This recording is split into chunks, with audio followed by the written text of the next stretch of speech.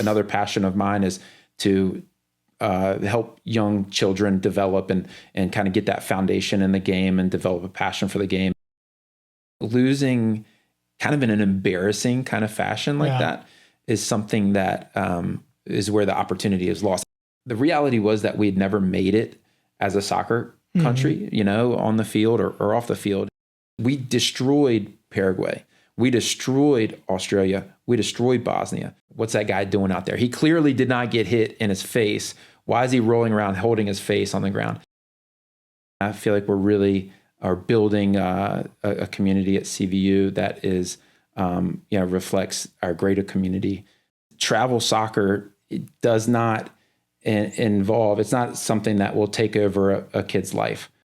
It's going to continue to frustrate some people who want to see an overnight sort of snap my fingers and, hey, we're there, we're a world power. It's been a great World Cup, and I think the best is still to come.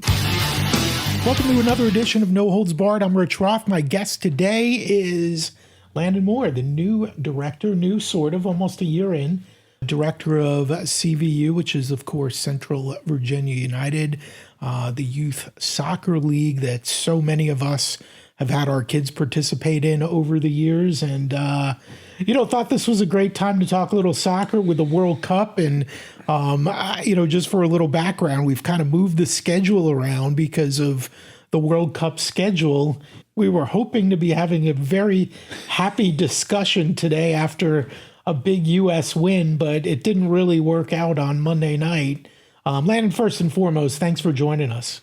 Yeah, well, thanks for the invitation. And, it set up to be a brilliant conversation, but I think there's still a lot to talk about, and maybe a post-mortem on the U.S. team is still something that is productive for us soccer fans and for I think the general public too, just to have a finger on the pulse of where everything is with soccer, and last night wasn't a great night, but it's not all doom and gloom either. So and we'll dive into all that, the future of soccer in America, the growth of soccer, what's going on here locally, and then of course, but we do need to kind of, talk a little bit about the World Cup. But before we do, let's give people a little bit of a background check on you. You played high school soccer in Roanoke, you played college soccer at Hampden-Sydney. You've directed, you've owned a number of different organizations, all soccer related in Roanoke, and are still very involved with a lot of that. But about a year ago, you came to CVU. Talk about how that happened. Yeah, it's been a great experience being at CVU and a great opportunity for me, and really kind of how my career kind of has culminated to this point. So been coaching basically since, even when I was in college, I started coaching, and didn't ever think that would be a career that I could pursue. And I even kind of, for a couple of years moved away from the game and thought, as I explored, well, what am I actually going to do for a living? Right. And kind of stumbled into coaching as I became an English teacher at William Fleming High School, and inquired about the team there in January of that year, and found out that they might not have a team and there might not be a program there anymore because of lack of interest in this and that. So I decided that I was like, well, hey, I'd like to give it a shot, and always, enjoyed coaching and really enjoyed teaching and instructing. And so it turned out to be a great situation and a great experience for me to kind of become a coach, and then through that process really realized how much I love it, and if it would be an opportunity for me to actually pursue and be in the game and make a career in the game, then that's something that I would love to do. And so that I'm just going to say, it's always awesome when you can make a living doing something you really love, right? I mean, that's kind of the home run for so many people, even sacrificing in some cases, more money, at a higher paying job to do something you genuinely love. Right. I mean, it's all been a dream come true. And that's, as I elaborate and go further, it's, I was, my sister played professionally with the Washington Freedom at the time. she moved back to Roanoke, and so we got an opportunity to coach at Hollins University together, so that was kind of the next step in my coaching journey, and being able to be eventually a head coach in the ODAC and lead a program at the college level was great. And then when I decided to kind of take a next step and think about what was next, then I learned about a company called Soccer Shots, which a lot of your listeners might be familiar with as well. It's it's kind of a preschool intro to soccer program. And then so that's where I kind of went into and took my career into the private sector and, business, more of a business sort of sector.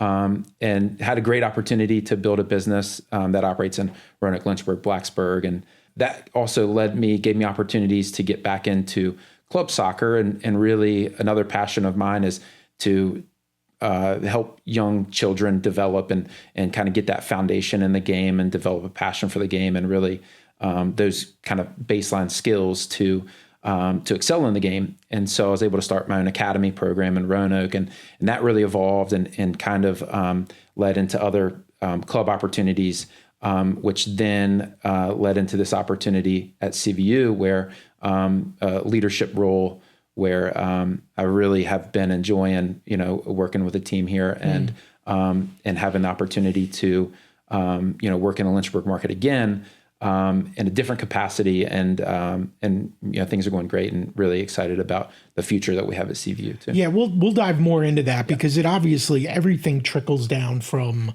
the top, and in this case it's Premier League soccer, obviously World Cup.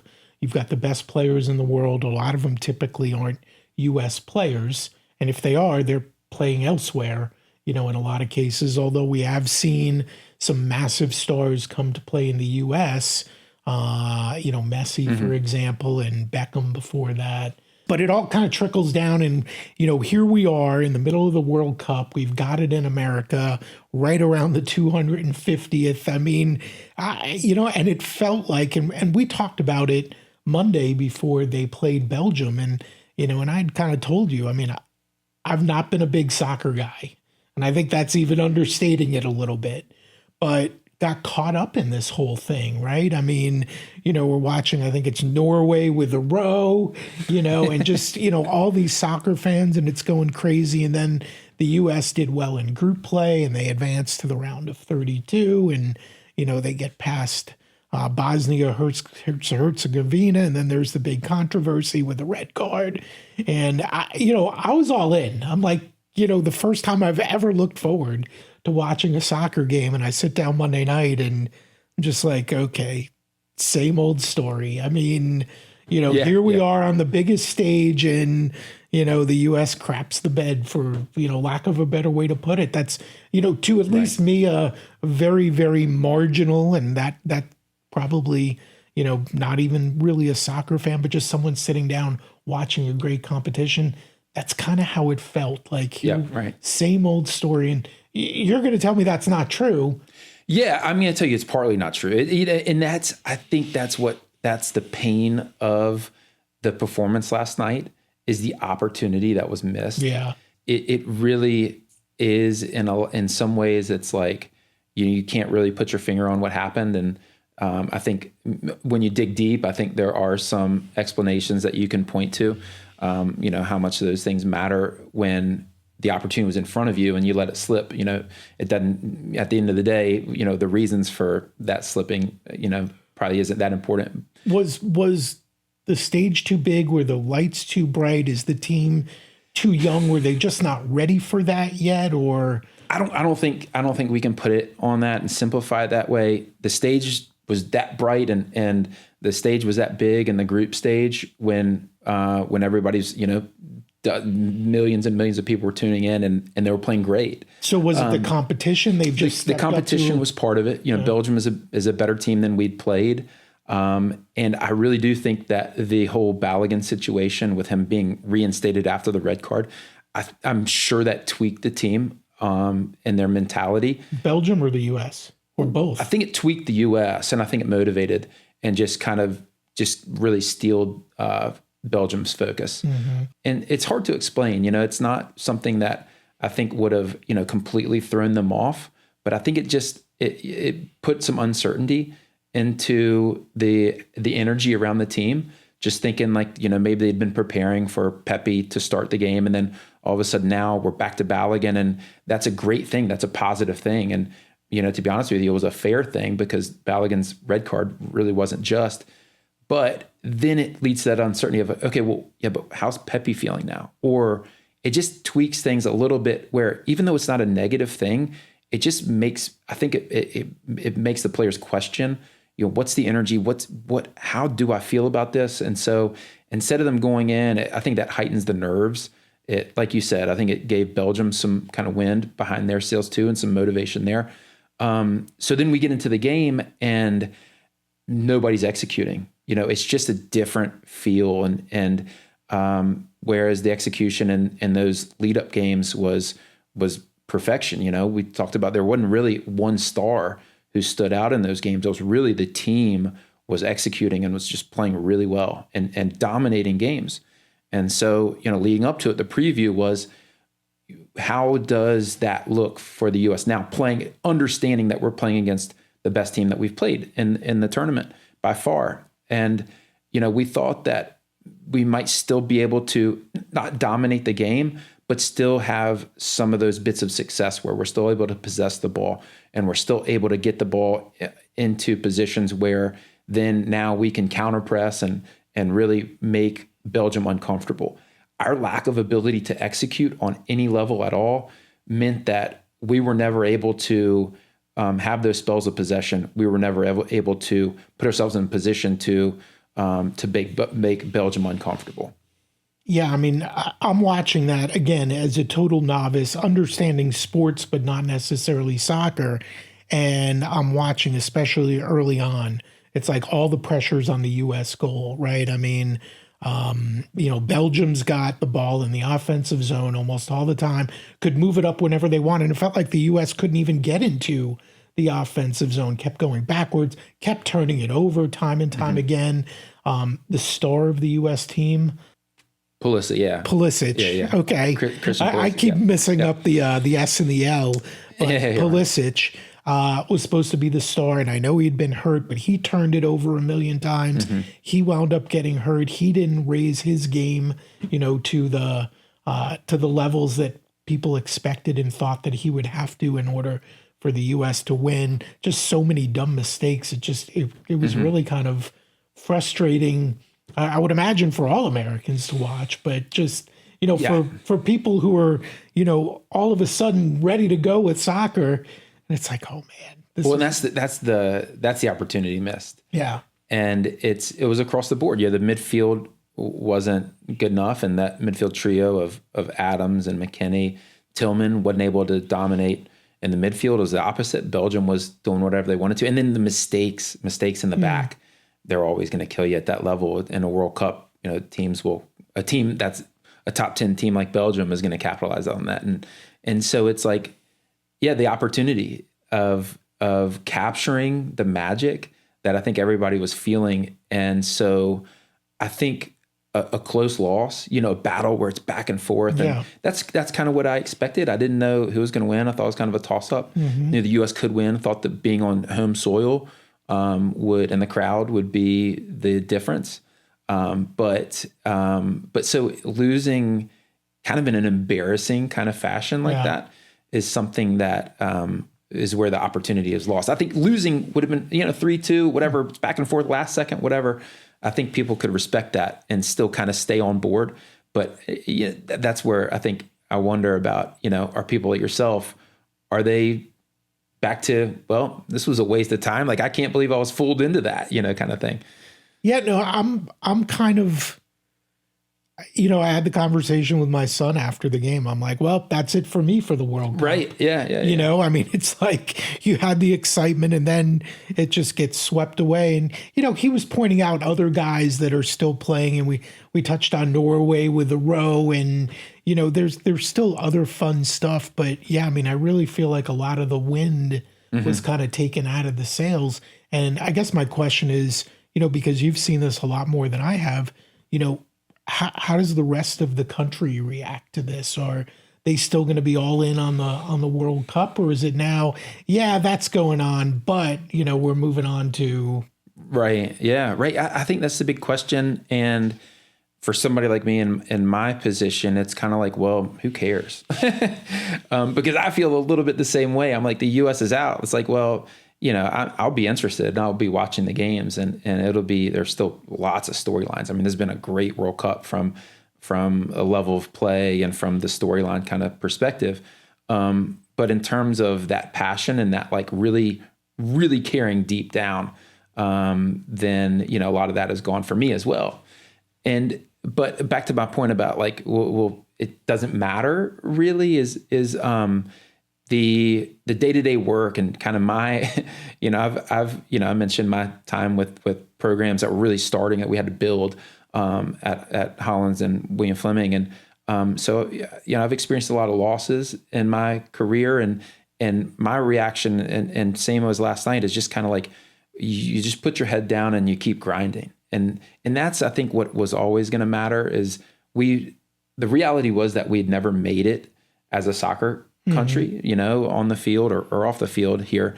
And so from my perspective and from somebody who's in it is, we're just going to have to keep on grinding and keep our head down and keep going on, because there is progress.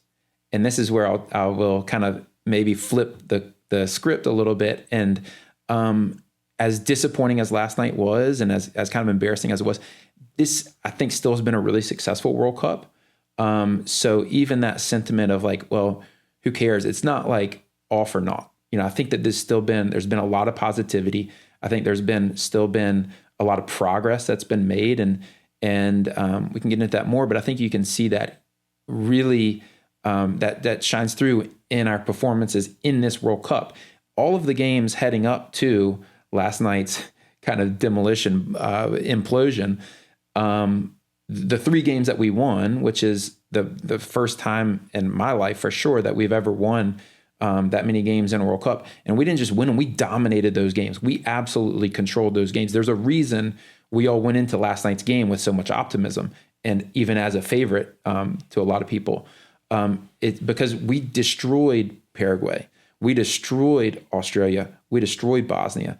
3 teams that are not upper echelon. They're not top 10 like Belgium, but they are really difficult, tough, solid teams that in the past, we don't dominate those games. We probably win them, but they're probably ugly type of games that we absolutely dominated this year. So Alexi Lalas, I think it was him, made a comment yesterday which really kind of stood out to me.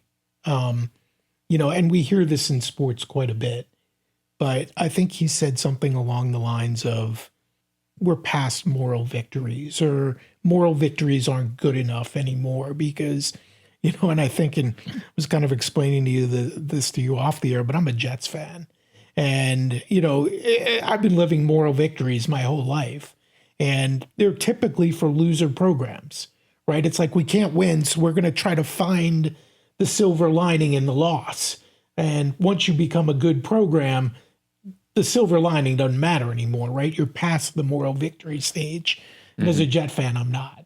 But he made the comment, and I thought it was interesting that, I thought we were kind of past moral victories, in getting to the round of 16, or this is as far as we've ever gone, or we've never beaten 3 teams, and, all those little things. But then there was Monday night, and, when the lights come on, and right? you're just sitting there like, so, I mean, is this team past moral victories, or, are they not ready to compete at the highest level with, top 10 programs in the world? Yeah, right. I mean, I think that's still a big question. And whether it's a moral victory or not, it's, I think it's tricky to, make all your determinations about what a victory is based on a World Cup, which happens every 4 years and is an extremely small sample size. Even that game last night, it's a weird game. The build up to it was weird. I don't know how much of that was actually indicative of where we are as a country, in terms of soccer, right? Obviously, but so yeah, moral victories. I think he's right in that, moral victories are not what we're after at this point. But at the same time, it kind of goes back to my comment of where we are in this country is just in a day-to-day kind of work and grind of doing those little things that it takes to build cultures and build programs, build infrastructure. That's what's going to keep the game progressing forward in this country. It's not going to be, one moment that's going to turn it all. For the U.S. national team, though, to be able to compete with the best teams. I mean, because I guess Spain may be the overall favorite in this thing, or one of them. France is France and Spain, or but they're both right up there, right? Yeah, and that would have been the next opponent for the U.S. Sure. And you're sitting there like, man, this happened to Belgium. Thank God we didn't have to play Spain, and that may or may not be true. But as far as the U.S. being able to legitimately compete and say that we're in the upper echelon, we have a shot in the World Cup, is it a question of just continuing to build culture and those different things? Or, is it something, because we've all heard this, America's best athletes don't necessarily play soccer, right? I mean, we've got football and basketball and all these other sports, whereas the rest of the world, it's like soccer is it. Yeah. Can we ever expect to really compete if our best athletes aren't playing the sport? Yeah, right. That's kind of the $1 million question. My take on it is that it's such a long process, and really we're talking about a cultural change that we've seen start. Well, it's been happening, I think, and the culture of the game around the game has been growing leaps and bounds from when I was a kid. I know that for a fact, and I think it's going to continue to grow. And as we've seen that culture build, and what I mean by culture is really how important the game is to our society. And so we've seen a ton of growth with that. That's where a big performance last night maybe helps move the needle a little bit. But at the end of the day, it's probably not going to be this silver bullet. It's definitely not going to be a silver bullet that's going to change everything overnight. But we're also, we're seeing incremental changes that I think are leading to a type of exponential growth that is starting to build. And so, our best, we have a ton of competition for eyeballs and for popularity and for, youth sports and engagement and involvement. So I think that's a valid argument that we're never going to reach that level because there's these other options that kids have. And let's face it, those options have a lot, the contracts there are a lot bigger and are sometimes more accessible. But again, back to somebody who's in my seat, who sees it every single day and follows this stuff, really closely, the progress is there. We do have our youth teams are very successful on a global stage. Our player development, which is really what all this comes back to, is what does your player pool look like? And because that gives you options, that gives you depth, that gives you, Belgium last night had Romelu Lukaku on the bench. They had Kevin De Bruyne on the bench. They had Jeremy Doku on the bench, 3 really top players that shows their depth. And so, we don't have that depth. We don't even have at the top, at that level yet, but our level is growing. And you can see that as the generations pass. Another, I think, important part of this is to understand that our best players are in that Pulisic, McKennie, Adams age range, 27 years old. They've still got a long career ahead of them. And my point is they're gonna keep growing. They're gonna stay in the program as younger players kind of funnel in as well. So our program will continue to get stronger over the next, between now and 2030, the next World Cup.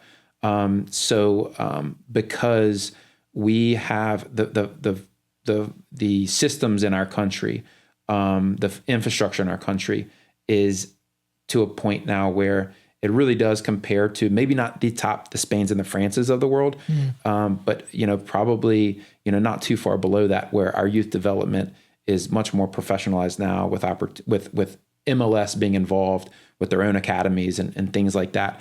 Culture running a lot deeper, a lot broader across the country.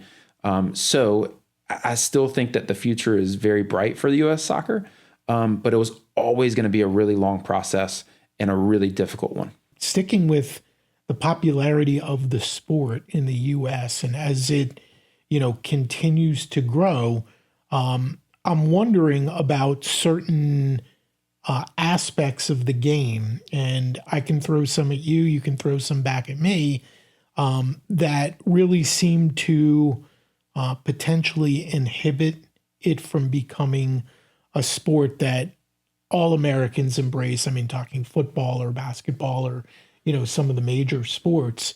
And, some of those things are, some of the rules, just the scoring, right? I mean, when you're talking about, games that are 1-0 or, being decided in penalty kicks, which seems so different than the rest of the game, and just the lack of, like, I'm watching the ball go all the way back to the goalie and then back to midfield. And, it's like, would a shot clock help? What, what things do you see in soccer that might prohibit it from becoming super popular in America because of all the different options we have? And maybe that it's just a little bit of a slower game that can't capture our attention like other sports. I think this is that cultural piece that I've already touched on a little bit. And I think that really comes down to a real understanding of the game and people who had opportunities to play the game growing up, and they understand the intricacies of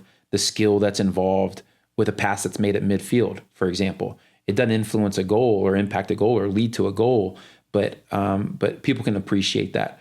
So the kind of the skills, really knowing what kind of goes into the skill part of it and how talented, high level players are.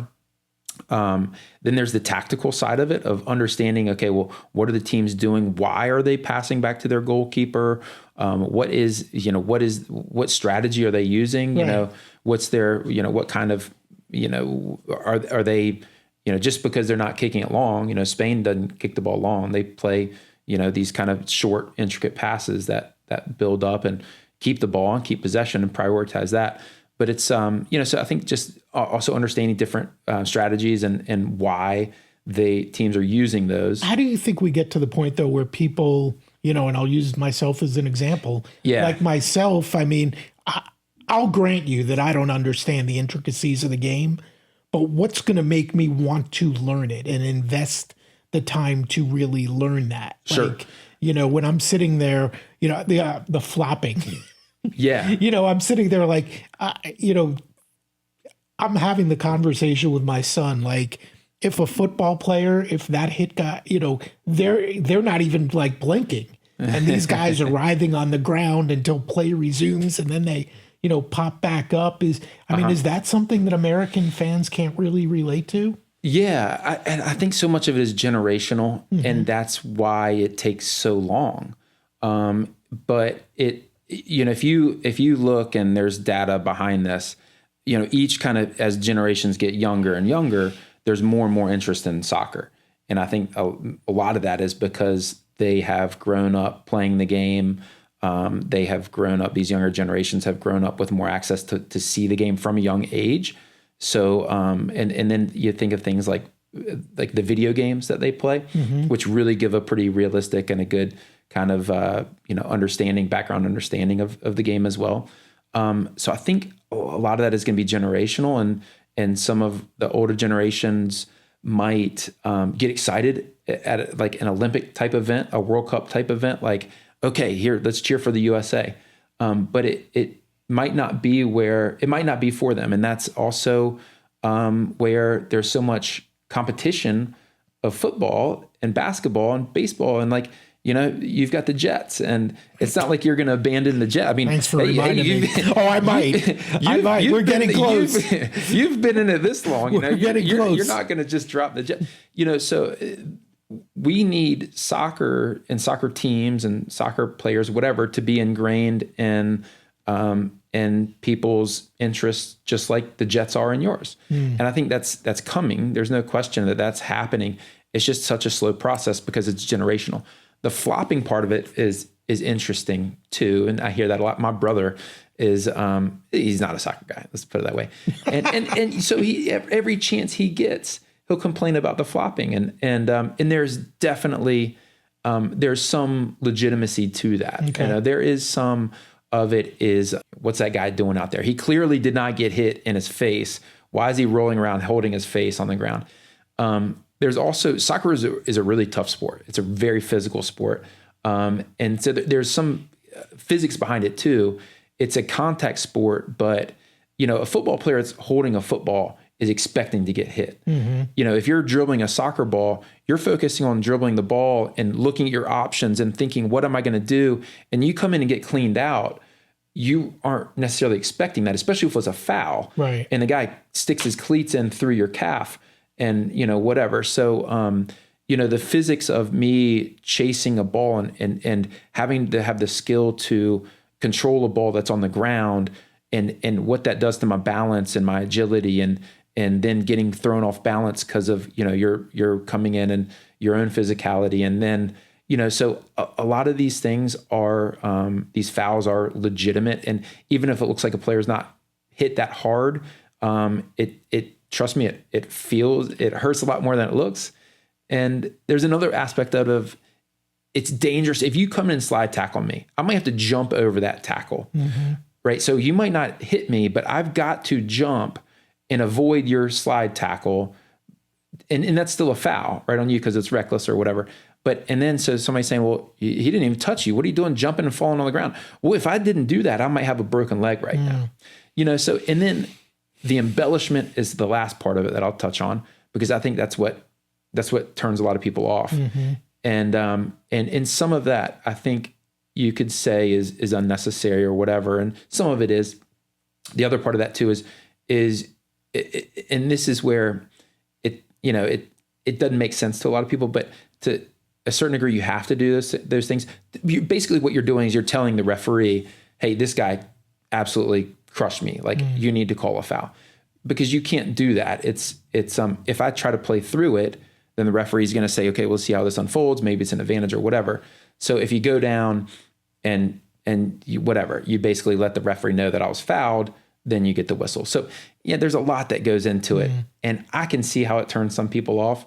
And at the same time, I think most of it is a legitimate part of the game. It seems like, and I don't think this is any great revelation, but it seems like most of the disconnect there between the game and American, I'll use the air quotes, fans, sports fans who are trying to get into this, is a real lack of understanding, about the skill that's involved, everything you just described to the flopping.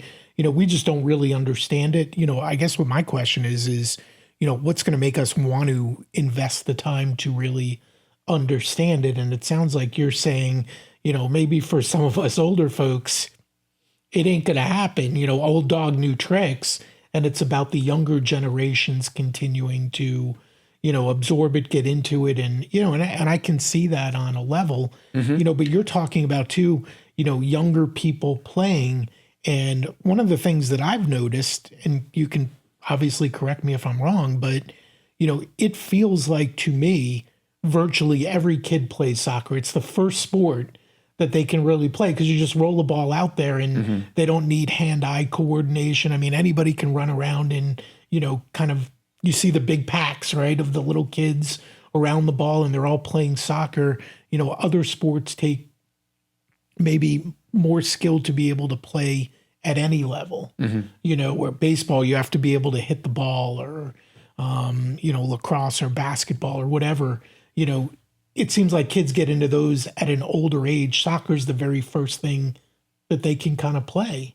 I think so, definitely. And that's why I'm wondering, like, if most kids play soccer at some point early in their lives, then they wind up finding other sports that maybe they like better or whatever. But, we had that where everybody's playing it. How do we take that next step? Right. And I think that's what's leading to the popularity of the game and the younger generations, is that they've all, I think, kind of maybe starting with my generation of where we had opportunities to play. Before that, it was, there were all these it was communist kickball, and there were these real factors in our society that were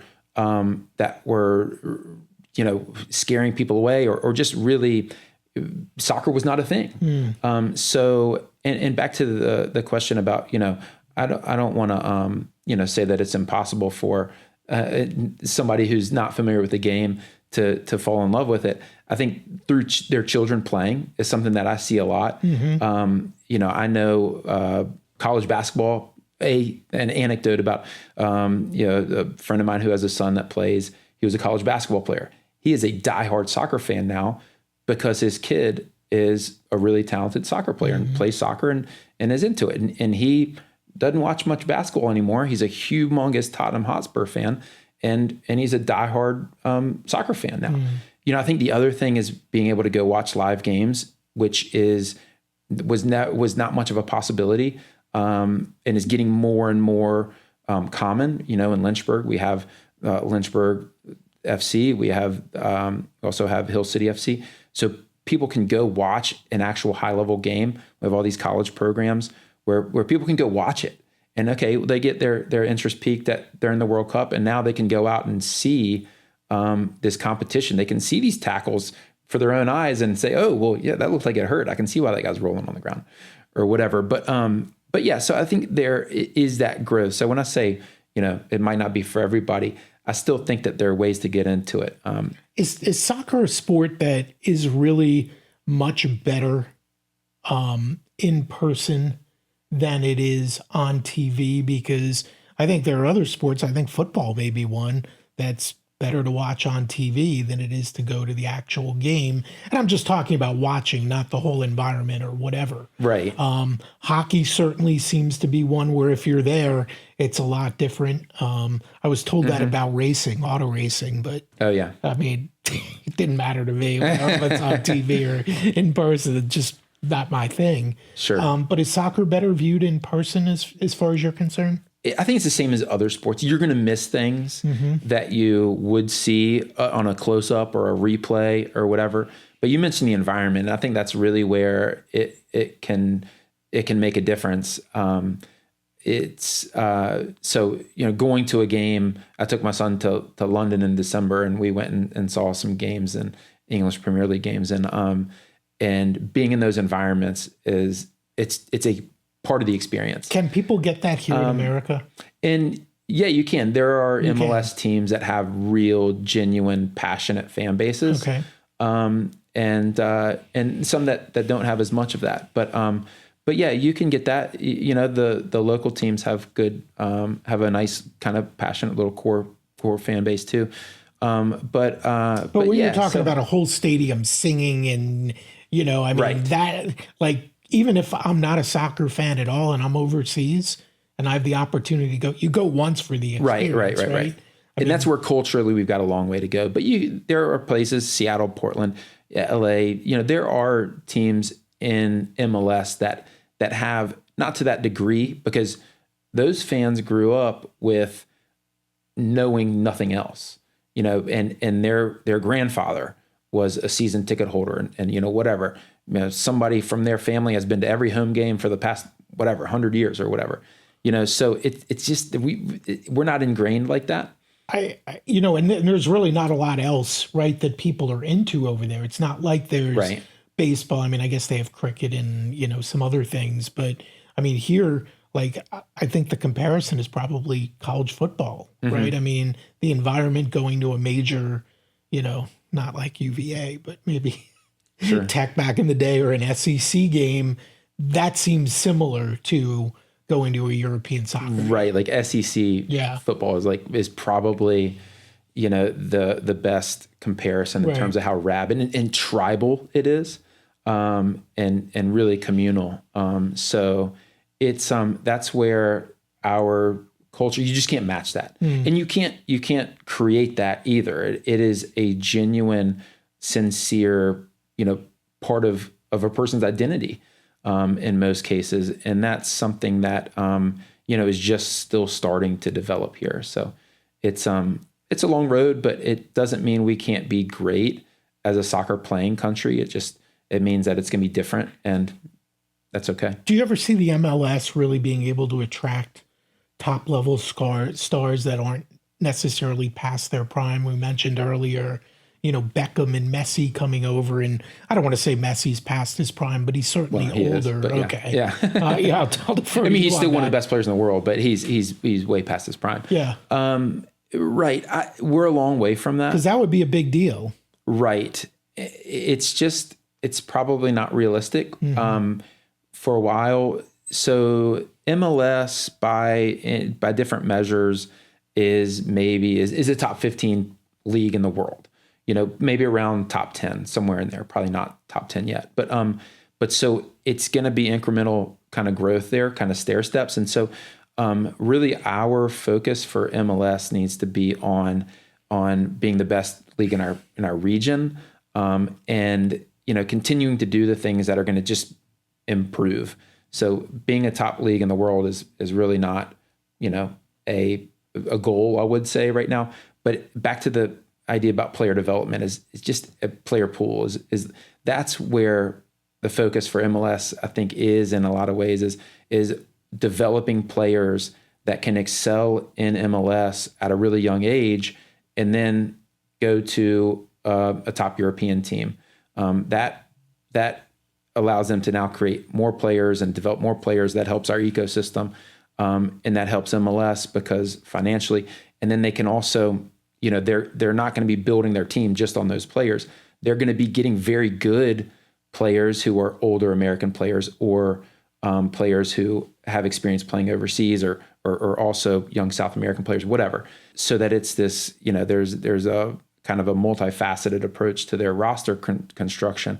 But so they're going to be very good players, but us attracting, let's say, the players that are at PSG right now or are at Manchester City or, even just the money there is unreal. Yeah. The opportunity to compete at the highest level there is not something that we can compete with. So really it's more of a, the interest level is more of a, being invested in and interested in the growth of the game here and being excited and local, being able to see some, being like DC United isn't the highest level of soccer, Richmond Kicker, whatever, but we can go to those games. It's people might be a fan of Manchester United, but you're not really going to, right. Good luck going to a game or really feeling you're a part of that sort of, So there's still a lot going for, soccer in the US, even if we're not at the top. Let's talk a little bit about what's going on locally. You've been at CVU now as the director for almost a year.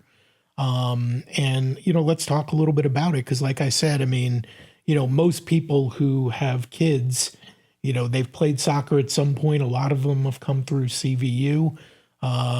Tell me about, your first year there, and what challenges you have to overcome and where you've got this program headed. Right. Yeah. And to kind of bring this back is that's where the growth of the bigger game in the country is going to be in those communities like what we're doing in Lynchburg and at CVU. So it's been a great year. It's been a lot of challenges. It's been a lot of opportunities. And so it's been, I've really been enjoying, building, stabilizing and kind of building a program. And making sure that each of our programs, our rec program, our academy program, our travel programs, we're delivering top level instruction and experiences for those players and families.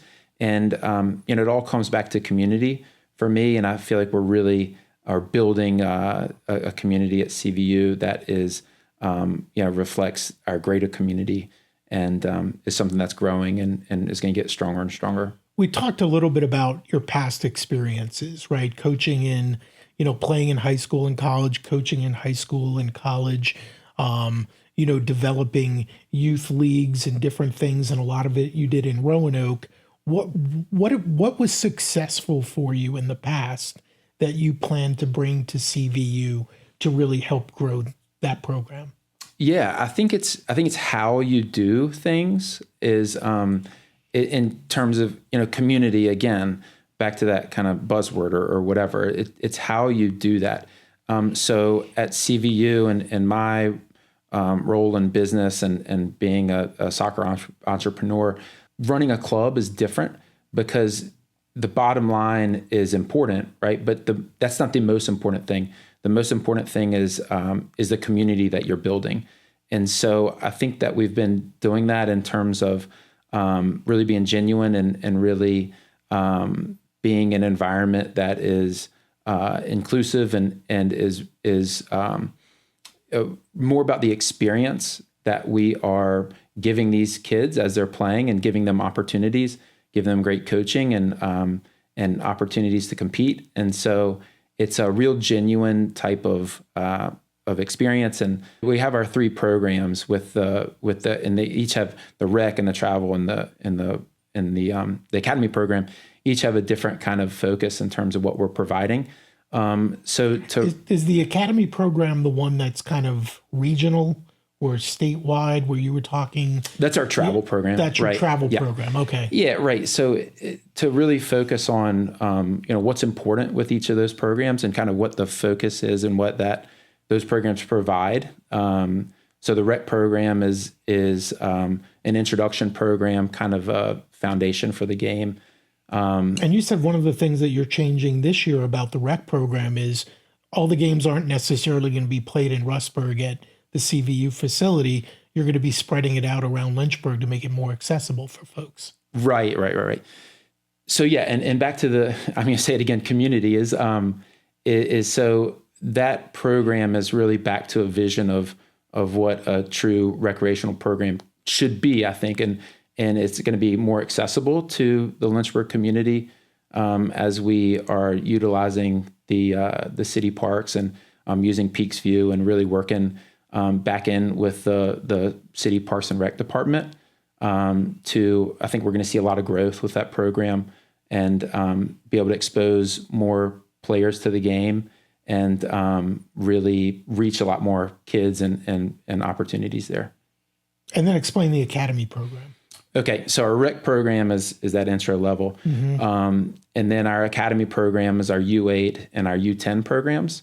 So that's a little bit of a kind of a middle ground, but it's where players are obviously younger age groups are hopefully preparing to play in a travel environment, which will start at the U11 age groups. And so it's not the travel, people hear travel and they think, oh, we're going to be traveling, hours and hours right. Every weekend and giving up our life. Whereas that's not the case. But that's especially the academy program is where we, with those young ages, we give them a high level of instruction and competition, but everything is much more localized. That we don't have tryouts for those ages, so it's more. That also is more accessible. It's not as expensive because of they don't play in a league. They don't do as many tournaments or they don't do any mandatory tournaments that age group. It's more developmental. It's more developmental and it's more localized in terms of how we're able to do the competition.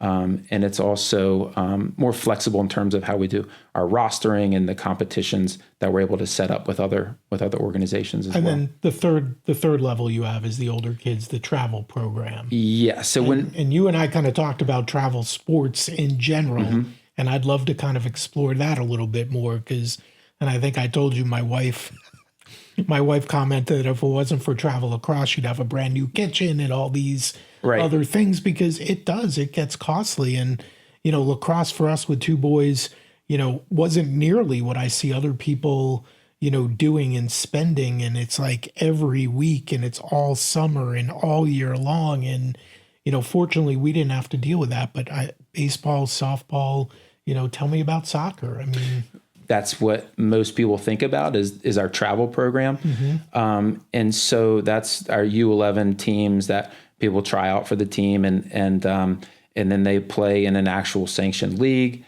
So it is, and that's another part of the perception is that it costs a lot of money and it does, but there's a lot that people get for that cost as well. And there's a lot that goes into that experience. And with the importance of the team environment and the peers and the confidence and the coaching and kind of the mentorship and everything that goes into that. But right, so our travel program goes up through high school, and that's kind of our goal, is that every player that comes and plays at CVU will have an opportunity to play for their high school team, and then we'll have some that excel and that really have opportunities to play in college and at that next level. But also kind of back to the grassroots part of it is travel soccer. It does not involve, it's not something that will take over a kid's life. It can be a really big part of their growth and their childhood, and the experiences that they have there. But our league, we have a great setup in terms of the competition that we play. And our teams are going to Charlottesville, they're going to Roanoke, they're going to Stanton, they're going to Blacksburg, places, Salem, Harrisonburg, Waynesboro, places that give us great competition and good levels to kind of test ourselves and perform, but are also places that we can get to in an hour or two and get back.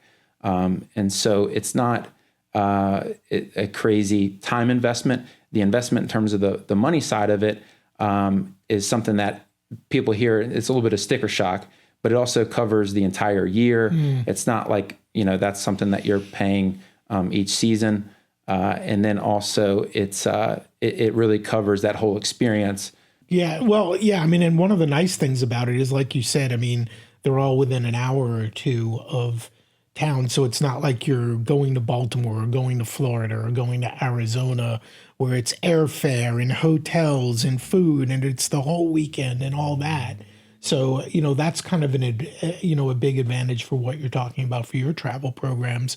But then there's the question of, what do kids need to do, if they really are good enough to play in college or maybe even beyond, because let's be honest, there's the big, FOMO thing, right? The fear of missing out is, does my kid need to specialize in a sport at a young age and just only focus on that? Where do you fall on that? Because I know a lot of coaches feel like, hey, the more different things you do, the better, the more well-rounded you're going to be.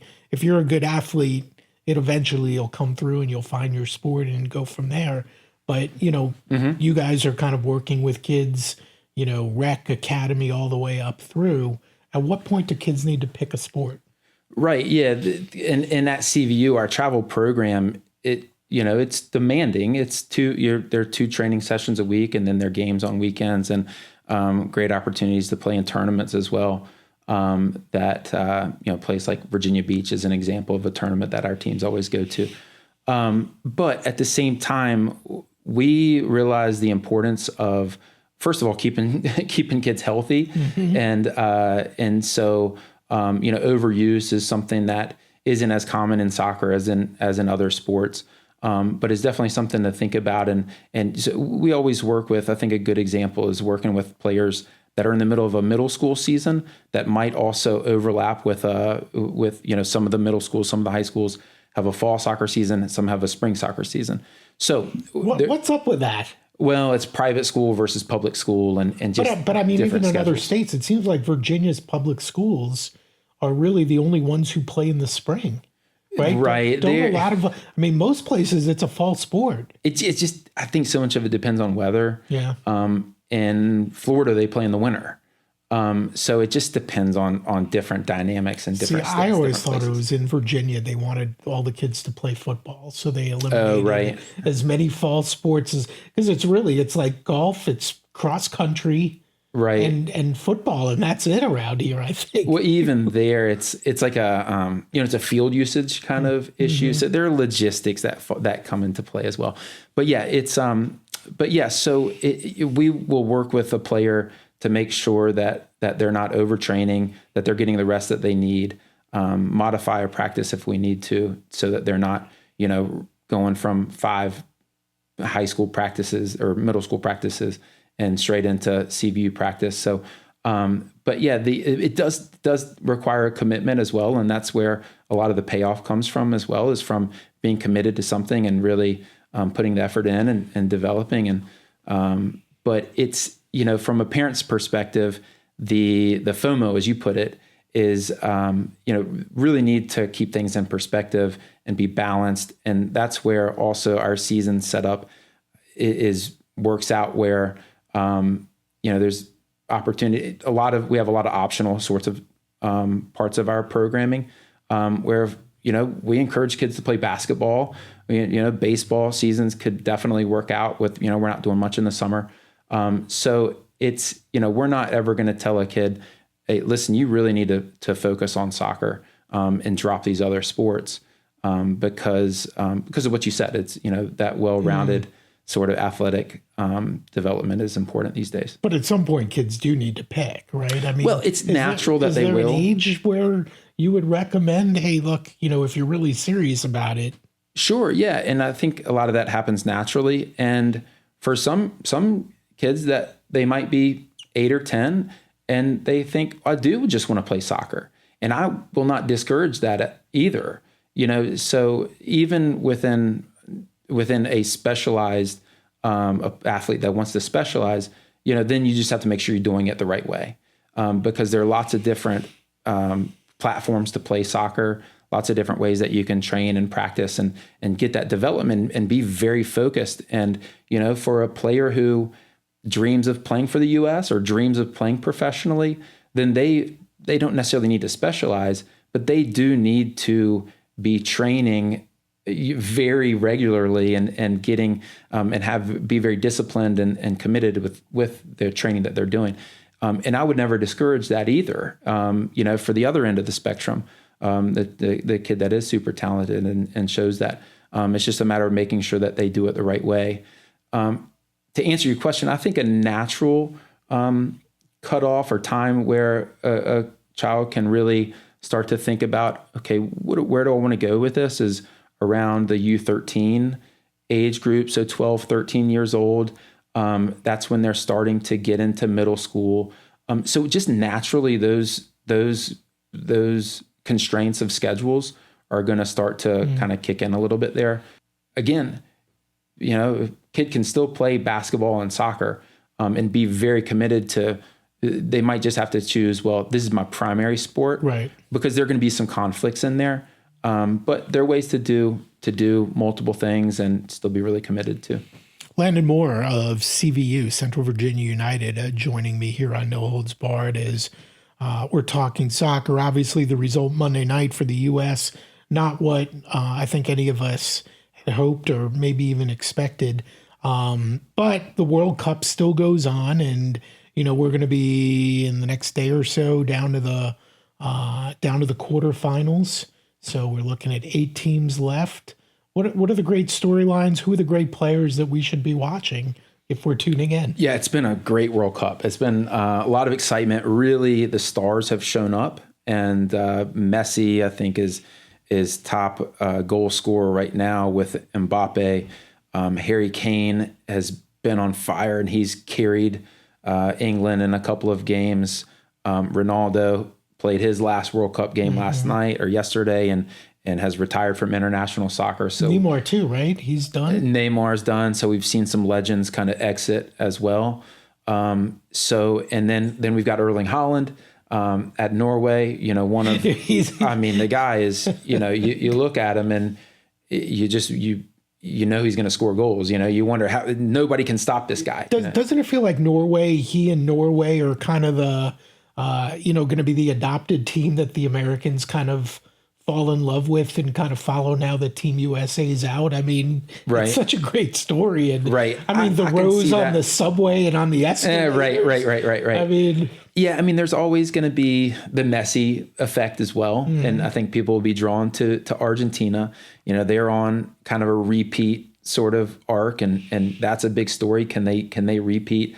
France is the, I think, undeniable favorite now. So they've been dominant, and can anybody stop them? So it's shaped up to, and it's been a great turn. Cabo Verde or Cape Verde, was Curacao had a couple of moments these smaller nations. So a lot of people wondered, going to a 48 team World Cup, how is that going to affect things? Are these smaller nations going to get blown out?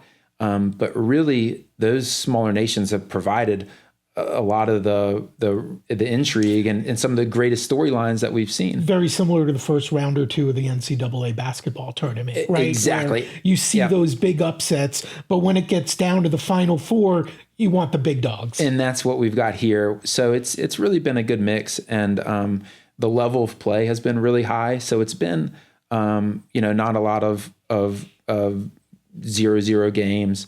That type of thing. So it's been a really good World Cup. The play has been really good. It's been exciting. The crowds have been amazing. And so it's been a great World Cup. And I think the best is still to come because of these stars that are still in it and these big teams. We're heading to some big matchups that will be interesting. If I gave you a magic wand, who do you want to see in the finals? What would be the matchup, your dream matchup in the finals? Honestly, that's hard to say because there's so many different permutations that I think could happen and will be interesting. Really, it's a quarterfinal matchup. Pretty sure it's a quarterfinal of Colombia versus Argentina. And Colombia, I think, is off a lot of people's radar right now, but they are a really strong team. So there's going to be Belgium plays Spain. The winner of that game will play France in the semifinal, assuming that's assuming France beats Norway, which we just said is not definite at all. But so a Spain-France game is going to be extremely interesting, have a lot of intrigue. So I guess that leaves England on the other side of the bracket, who would match up against Argentina. If Argentina beats Colombia, the rivalry, there's a historical rivalry between England and Argentina that's bitter and runs deep and would definitely have some fireworks. So that's getting toward, winner of Spain-France versus potentially, whoever comes out of England, Argentina, Colombia. I can't even remember who England plays next, but so it's whatever we get, there are going to be storylines and there's going to be drama and intrigue and hopefully excitement. Sometimes these things get anticlimactic and it kind of plays out. Both teams are cagey or whatever. That's the kind of nature of sports. It could be a big boxing match or whatever, and you're like, "Oh, this is going to be great," and then it's over in like 3 seconds. So you never really know. But the storylines that you're talking about sound intriguing. Who's going to win it? My money's on France. France, okay. And I think that's what everybody just about is saying right now. Just the way they've looked, the depth of talent that they have, the star power that they have with Mbappe, with Dembele across their back line. They're just so solid. It's hard to see anybody beating them. I think if anybody can beat them or is mostly likely to beat them, it would be Spain, because of the way that Spain plays, the way that Spain can control a game with their possession, and probably offset some of France's kind of power. But I think Spain has got to be the favorite. I think Colombia is a good dark horse that could come out of nowhere that nobody's talking about. Last question for you, Landon, and I really appreciate your time. What's next for the future of soccer in America? Well, that's a big question. Where do you see this going? Yeah, right. I think that we're going to continue to see growth, and I think it's going to continue to be steady. And I think that it's going to continue to frustrate some people who want to see an overnight sort of snap my fingers and, hey, we're there, we're a world power. But I think that there's also a lot of momentum behind it, so that it's here to stay. The game's not going anywhere. I think the game is moving into being more of a respected and more of an everyday, a common, an actual kind of top 4 type of sport, where it's legitimate and it's and so I don't have any concerns over. Whereas there were real concerns, let's say even as recently as 20 years ago, of what's the future of this game? Is this game going to be around at a professional level, whatever? Is it going to continue to just be this thing that that kids play for fun and whatnot. So I think we're way past that. And I think we're at a really exciting point now where we've reached the level of respectability around the globe. And so in some ways now the hard part, is how do we take that next step? But I think in terms of culture, the game is here and it's arrived, and we're going to see more and more kids playing. We're going to see more and more of our players reaching high levels. We'll see our professional leagues continue to grow. We'll see we'll see more local opportunities as well, even for like we see at the minor league kind of baseball level and how we've seen with Lynchburg FC, Hill City FC. So more of that opportunity, more of those kind of professional, semi-professional opportunities at more local levels. So the game is continuing to grow. The culture is continuing to filter down and to grow. And so it's a really exciting time to be following the game, to be in the game. It's always been, a good profession to be in, and it's going to continue to grow. Last one for you. You ready? Let's go. In our lifetime, will the U.S. ever be a legitimate contender to win a World Cup? No question. No Really? question. Yes. In our lifetime? Yes. Okay. Yes. 2030 will be interesting. We're not talking about contender status there. Okay. But I talked about kind of getting to the point of exponential growth earlier. And, 2034, that 8 years is a long time. Okay. A lot can happen in 8 years. I'm not saying that we'll be a contender there, but I think that we'll start to see these signs of this investment in player development that our country and really the cultural gains that we've been making with our youth. Places like CVU have been making a big impact in our communities. And I think we'll continue to see that. We're making the game a lot more accessible and really reaching out to more people in the community to involve them. And so I think we're going to continue to see those efforts pay off, and we'll get there. We will. All right. Look forward to seeing if that works out. And Landon, thank you. Really appreciate your time, your insight, and congrats on the gig at CVU, and good luck with everything you've got going moving forward. Well, thanks, Rich. I've had a lot of fun, and appreciate the words, and we're going to keep on doing it. So yeah, we'll be there. Thank you, Landon.